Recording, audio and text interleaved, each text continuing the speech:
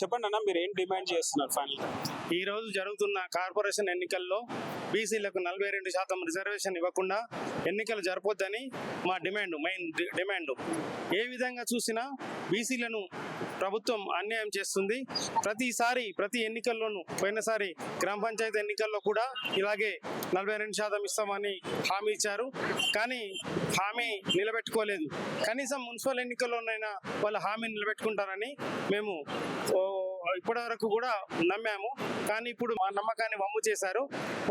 Declaration దానికి already వాళ్ళు publication ఇచ్చారు, దానికి మేము ఖండిస్తున్నాము. అందుకని ఈరోజు మేము ఇక్కడ సెక్రటేరియట్ దగ్గర మేము ధర్నా నిర్వహిస్తున్నాం. బీసీలకు ఎందుకు ఇప్పటి వరకు న్యాయం జరగట్లేదు అంటే ఏం చెప్తారు? ఎవరు నిర్లక్ష్యం ఉండొచ్చు అట్లా?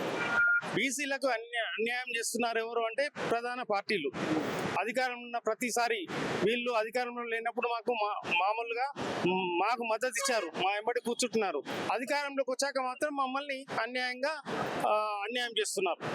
బీసీలకి 42% రిజర్వేషన్ ఇస్తామని చెప్పిన వాళ్ళు మున్సిపల్ ఎలక్షన్స్ కావచ్చు, లోకల్ బాడీ ఎలక్షన్స్ కావచ్చు, రాబోయే జిహెచ్ఎంసీ ఎలక్షన్స్ కూడా న్యాయం చేస్తారంటారు. మరి అదే ఇప్పుడు ఆల్రెడీ నోటిఫికేషన్ వచ్చేసింది. ఇప్పుడు అందుకని నోటిఫికేషన్ వచ్చింది కదా, మా డిమాండ్ నెరవేరే వరకు ఈ ఎన్నికలు ఆపాలని మేము ఈ రోజు కూడా డిమాండ్ చేస్తున్నాం.